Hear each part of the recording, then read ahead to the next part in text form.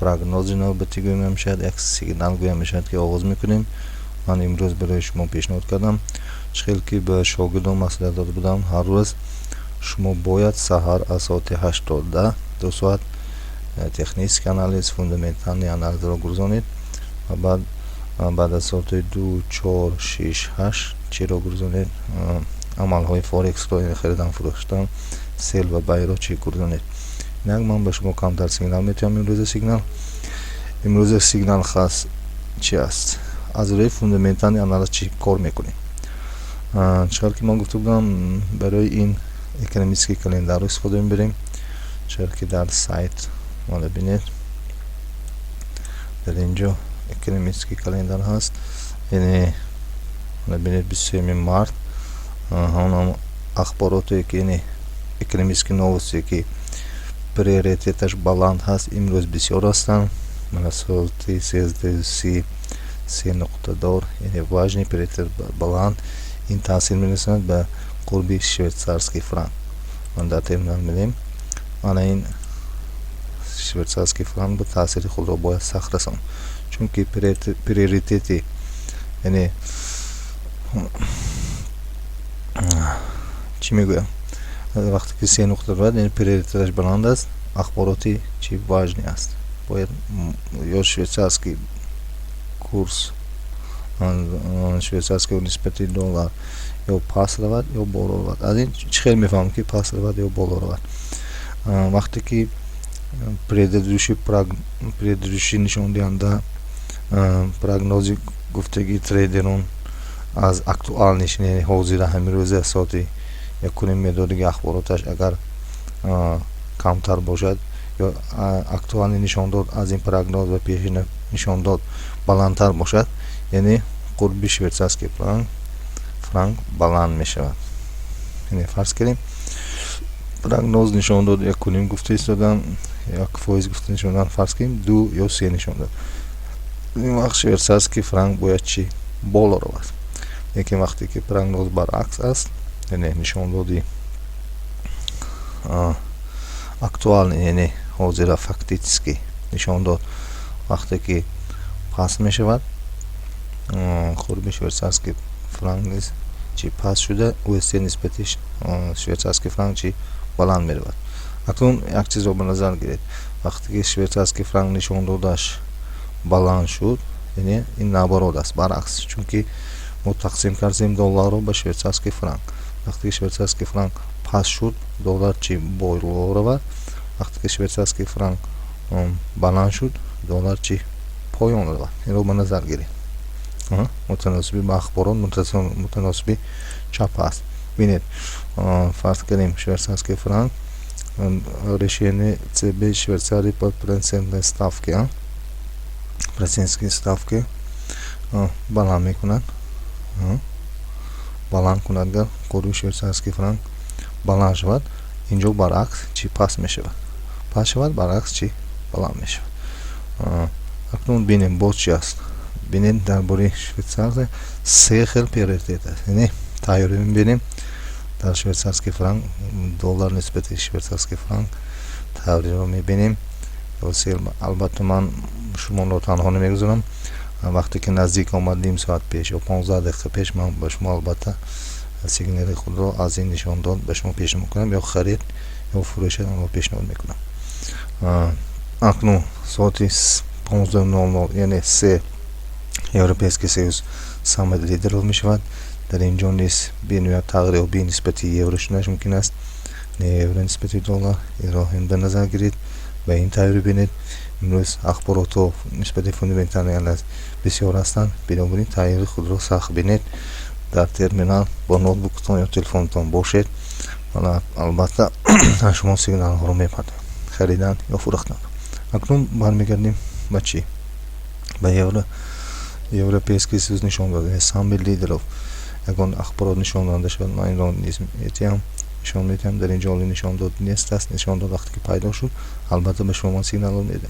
اکنون میگردیم ساعت 5:00 با ویلیکا بریتانیا решение با процентной ставки. در اینجا نیست процентной ставки چون میکنن میبردارن یا پاس میکنن. وقتی که میبردارن процентной ставка نسبتی فونت استرلینگ. البته فونت استرلینگ چی باید قربش بلند شود، یعنی با فونت استرلینگ چون عملی بای را زیر میکنیم میفروشه. وقتی که برعکس پرسنت ستافکا پس میشود، فونت استرلینگ باید چی فرو رود، پایان رود، ما عملی چی را زیر میکنیم؟ سل را زیر میکنیم. اینک باز در اینجا حالا نشان داده نیست، باید بود که میفهمونم решение по определенной ставке. И маънои он дорад ки яъне банк ба расидани ставки ҳамин фунт стерлинг чом кунад мебарад, яъне аз банк бо нархи фоизҳои баланд пул мегиранд савдогарон, корчалонон, соҳибкорон, ширкатҳо аз банк пули процентски ставка вақте ки зиёд кард бо пули қиматтар мехӯранд, дар натиҷа қурби пули фунт стерлинг баланд мешавад. бинобарин мо чӣ кунем? бай розем. акнун писмо банка Англии по инфляция. Анкун инфляцияро низ нишон додаш чунин аст. вақте ки инфляция паст шуд, қурби фунт стерлинг баланд мешавад. инфляция баланд шавад, қурби фунт стерлинг чӣ? паст мешавад.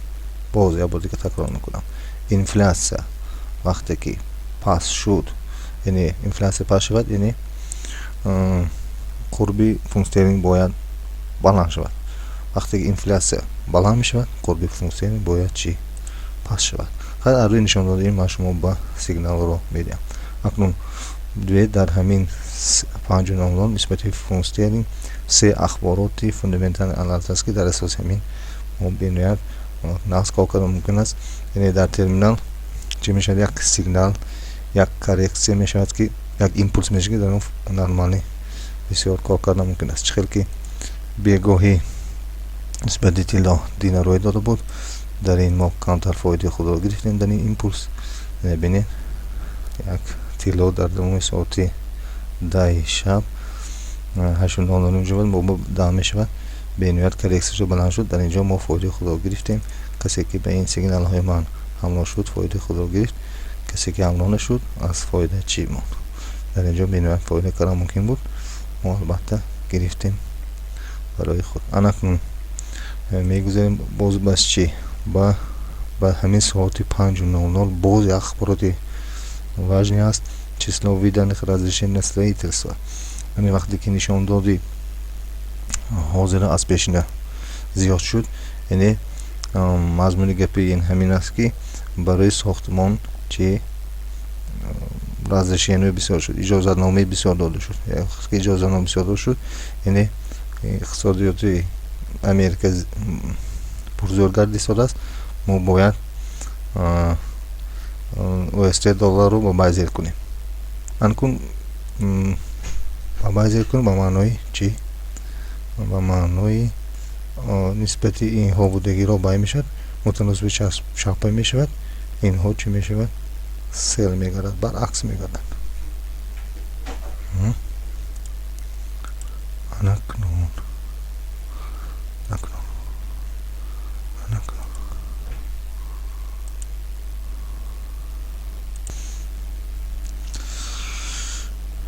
яъне мо гуфтане будем ки вақте ки доллар қурбаш баланд шуд нисбати евроҳо, албатта инҳо чӣ бемераванд? сел бемераванд, қурбашон паст мешавад.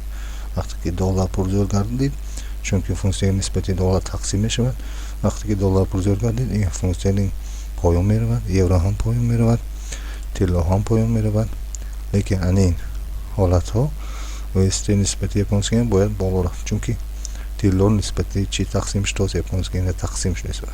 яъне инҳо баръакс боло меравад. яъне пурзӯр гардидани пули амрико, яъне доллар, бояд ва баландшавии USD нисбати японский йен ва USD нисбати швейцарский франк чӣ оварда расонад. ҳар ду инҳо мутаносиби рост ҳастанд ба қурби доллар, инҳо бошанд мутаносиби чап ҳастанд. чӣ ки гуфтем, инҳо боло раванд, инҳо паст мераванд, инҳо паст раванд, инҳо чӣ? боло мераванд. дар дарсҳои гузашта гуфта гузаштадем. акнун боз мебинем боз чӣ аст? соати 5 бениҳоят ахборотҳо аҷоиботу ғароиб мешаванд, импулсҳои зур мешаванд, чунки ҳам ахборот нисбати фунт стерлинг мебарояд, ҳам ахборот нисбати доллар мебарояд. соати 5 импулсҳоро тавре бинед, фоидаҳои худро ба даст гиред хоҳад дид. 5:30 باز اخبارات بزرگ است. یعنی بعد از نیم ساعت الان با یک اخبارات از چیسلا برمیشه زیابک نپلوچین پاسوی با بیزر بودی سه انا کنون این برعکس است، چون که وقتی که بیزر بودی سه در بیکار خود جا بسیار شدن در امریکا برعکس قربی دلار چی میپرده، چون که این نشان میدهد که اقتصادیات امریکا سوسیال شده است. یعنی امریکا با کار گراجانین های خود رو تامین کردن نتونست، یعنی شهروندهای خود رو با کار تامین کردن ایستاده است. یعنی بیزربوتی بسیار شده است، یعنی ضعیف که نسبت بیزربوتی بسیار شده است، یعنی قربی دلار چی میپرده. خیلی در این دومش من به شما نیست خبرش را میدم. نیم ساعت 1 ساعت پیش 15 minut پیش البته اخبارات که برام با شما سیر یا بانک کردنش رو خبرش رو میدم. اکنون ساعت 7:00 نیست، باز اخباراتی واجنی است، ضرور است. چی продажа нового жилья. انک وقتی که продажа нового жилья در اینجا بسیار شد، البته قربی دلار میبندورد. котировкои нисбати фунт стерлинг, евро ва тилло ро зер мекунад. ба поён худаш васитаи японский васитаи США бояд чип бардорад. австралийский доллар, новозеландский доллар вақти қурби доллар бурда шуд, ин ҳам чиз низ боз партояд. анакнун бинед соати чи 7:00 буд. ҳамин буд абзори имрӯза нисбати сигналҳои имрӯза. тайёри худро бинед. یعنی ساعت 1:30 سر کرده، 1:30 بعد خود قید کرده به دفترچه. ساعت 3 قید کرده، ساعت 2 1:30 2 ساعت 3 قید کنید به دفترچه خودتان. ساعت 5 قید کنید. 5 به نهایت ایمپلس های بخواشنش ممکن، چون که دو اخبارات هست، هم به فونت استرلینگ هم به دلار. یعنی یک ثانیه بیگاهی ساعت چی 7. امروز به شما بردباری خواهانم اینک تا اخبارات آینده، تا ابزارهای آینده با شما خداحافظ میگویم. طرح خود را بینید. اینک در پناه خدا خیر تا بازید.